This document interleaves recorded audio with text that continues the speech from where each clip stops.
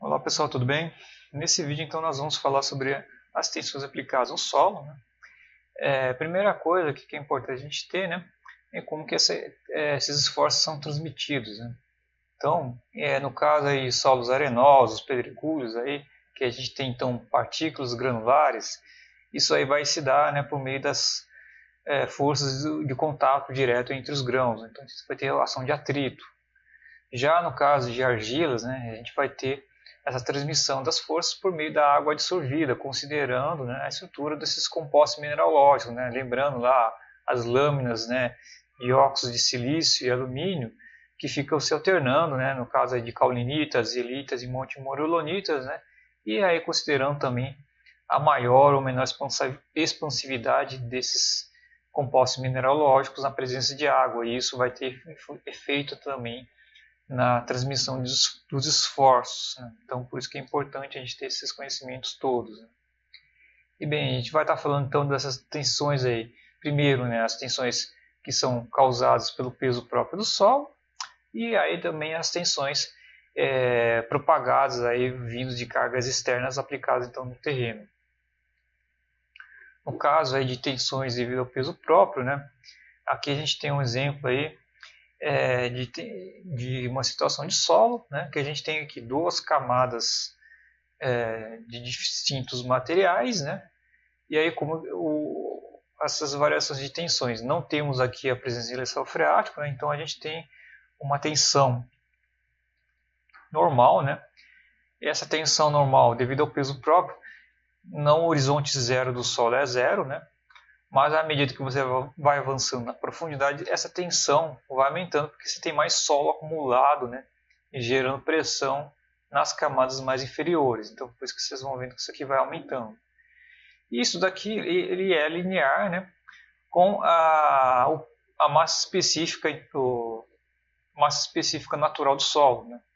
Então, você tem aqui, no caso que é o peso específico, perdão, né, você tem aqui o peso específico do solo, 16 kN por metro cúbico.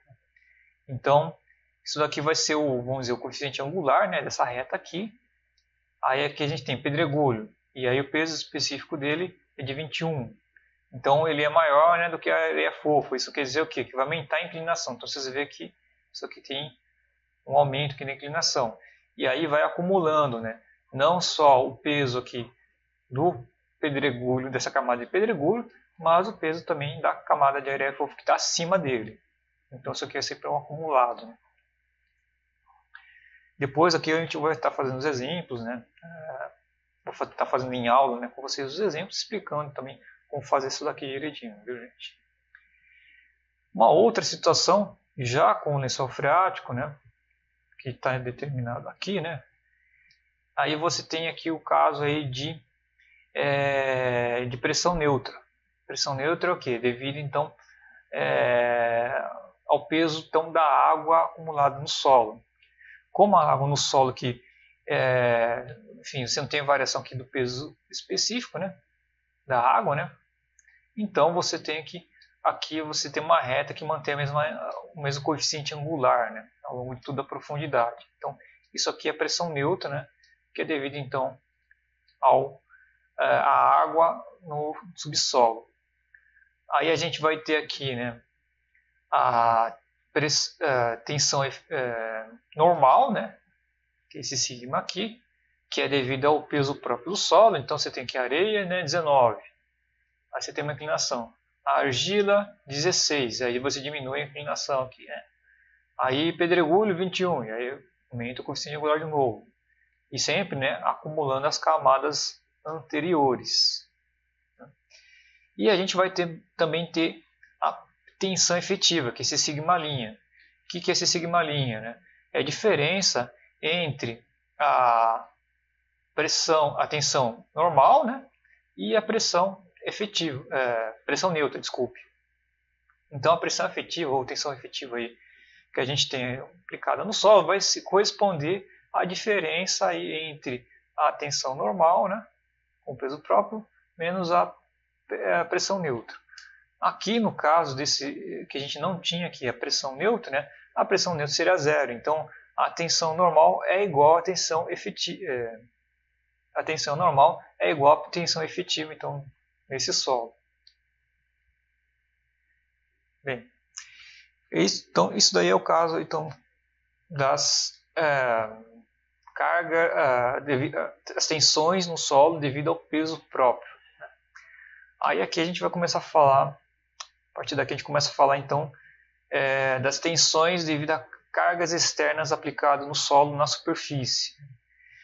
A primeira coisa aqui, esse gráfico aqui, ele explana como é feito como se transmite, né, essas tensões no solo ao longo da profundidade do solo. Então você tem aqui, isso aqui é o horizonte do solo, aqui você tem uma carga distribuída sendo aplicada nele, e aqui as tensões, isso aqui é um gráfico de tensões no solo em 3 diferentes profundidades, certo? Aqui ao lado, que é a mesma tensão, carga distribuída, né? E aqui nessa curvinha aqui, ele está indicando o que? A intensidade da maior tensão, intensidade da maior tensão na profundidade Z, né, desse solo. Então vamos lá, vamos por partes aqui. Primeira coisa, né? Então você tem aqui uma carga distribuída. Como se propaga essas tensões no solo? Elas vão aumentando, né, esse raio de propagação. Esses vão ampliando aqui, né, um raio aqui, né, que é distribuído essas tensões. Então, primeira coisa é isso, né? À medida que você vai avançando na profundidade, isso aqui vai se espalhando mais para os lados, certo? Segunda coisa, né? Vocês estão vendo aqui que a intensidade aqui no centro, ela é muito maior do que nas bordas, né? Então, isso aqui é uma outra coisa, né? As maiores tensões estão no centro, né? E elas vão diminuindo então nas bordas aqui dessas ondas de propagação das tensões, certo?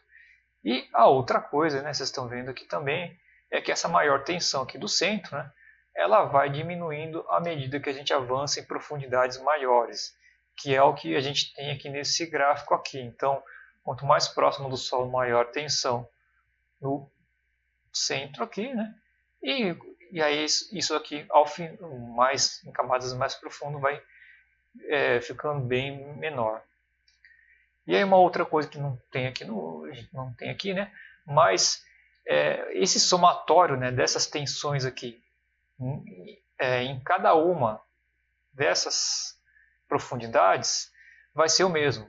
Então, se você somar as tensões que tem aqui, vai dar um x. Somar as tensões aqui, vai dar um valor x também. Então, elas se mantêm as mesmas. Certo? E, enfim, o que vai estar aqui. Certo, gente? Bom, uma outra forma também de entender, né, como representar essa distribuição de tensões no solo, né, é pelo bulbo de tensões. Aqui vocês têm aqui uma carga pontual, né, e aí o que acontece? Né, a gente viu lá anteriormente, né, nas partes mais exteriores, né, a gente tem tensões menores, e na parte central as tensões são maiores. O bulbo aqui, ele está pegando linhas que as tensões são iguais.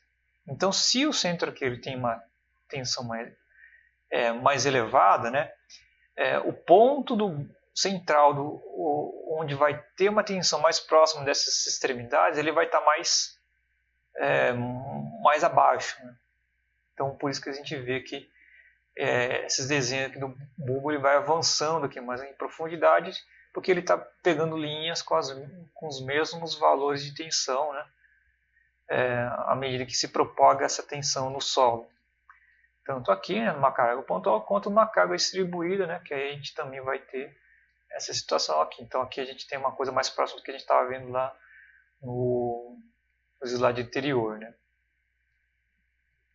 Ele tem essa distribuição. Então que aqui, né, conforme o centro ele é mais forte, então ele vai ficar mais abaixo. Tem aqui algumas formas para tentar modelar, entender, né, essa distribuição de tensões. Né? Uma delas aí foi essa tentativa aí de considerar que você tem a tensões uniformemente distribuídas com esse ângulo de 30 graus, né? Mas, por exemplo, nessa situação aqui, né, ele não satisfaz aí a superposição de efeitos, né? Que aí você teria aqui uma tensão aqui maior no centro, que é o que ocorre, né, gente? Então, esse modelo ele não se aplica. Bom, e aí para estar analisando como essa transmissão de tensões no solo, né, busca-se, né, analisar pela teoria da elasticidade, né, mas relembrando, né, enfim, esses princípios, a gente tem o que, né? Pela teoria da elasticidade, você tem que o material ele tem que ter um comportamento linear elástico, né? Então, ou seja, né, a tensão, se você fizer um gráfico de tensão e deformação, ele deve ser um gráfico linear. E essa deformação, quando ocorre a deformação, essa deformação também ela deve ser reversível. No caso sólido, não, assim, a gente tem até um certo, para pequenos acréscimos de tensões, ele é até reversível, mas a partir de valores aí é irreversível, né? Então ele não atende aí a teoria da elasticidade, né? Então, e para se manter linear, né, principalmente, esse acréscimo de tensões deve ser bem pequeno, né? E como eu falei, né, a deformação lá, enfim, a maior parte das vezes ela vai ser irreversível. Homogeneidade, né?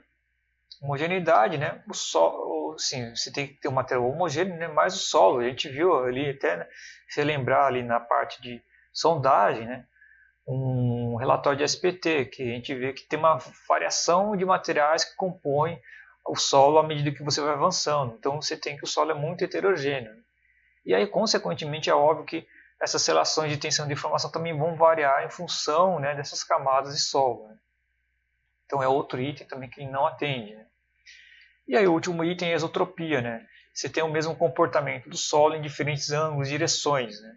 O que também não ocorre no caso do solo. Tanto é que é por isso que, né, que se frisa muito o que eu tinha comentado com vocês também no caso de pegar blocos de amostras indeformadas. Você tem que colocar o quê? A direção do norte. Para quê? Para saber o posicionamento. Por quê? Porque o solo não tem isotropia. Ele é anisotrópico, desculpa, né? E aí, enfim, ele vai ter variações aí de comportamento dependendo da direção que você aplica as tensões também. Em função disso, aqui tem uma série aqui de soluções que vão baseadas na teoria da elasticidade que são aplicadas, né, para analisar então a transmissão de tensões no solo. Para o caso de cargas pontuais, né, cargas concentradas, a gente tem aqui a equação aqui de Boltzmann, né, que enfim, depois eu vou estar fazendo exemplo com vocês, né, mas aí vocês estão vendo aqui nesse gráfico, aqui, por exemplo, né, que segue também aquela mesma lógica, né, sim, corresponde, né, muito bem, né, a transmissão de tensões no solo, né. Então você tem aqui, isso aqui é tensão vertical, né, esse gráfico aqui, né, e aqui a profundidade. Então você tem aqui profundidades maiores, tensões maiores em profundidades mais rasas, e isso aqui vai reduzindo à medida que você vai indo mais, vai avançando na profundidade. Isso daqui para uma tensão aqui no mesmo eixo, né, enfim, se deslocar, né, se você deslocar isso aqui vai se reduzindo, então ele vai correspondendo àqueles princípios, né.